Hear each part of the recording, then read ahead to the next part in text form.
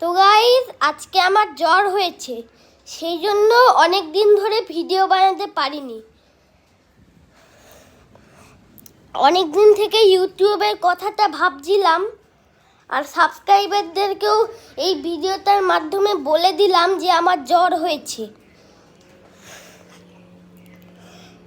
আর আমি অনেক দিন থেকে ইউটিউবের কথা ভাবছিলাম, সবার কথা ভাবছিলাম, সাবস্ক্রাইবারদের কথা, সেই জন্য ভিডিও বানাতে পারিনি জ্বরের জন্য।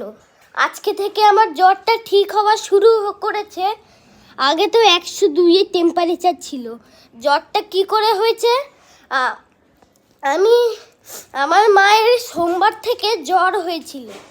সেদিনকে, তারপরের দিনকে মা দিদা বাড়িতে গেছে, আর তারপরে আমিও মায়ের কাছে গেছি, সেই জন্য আমার জ্বর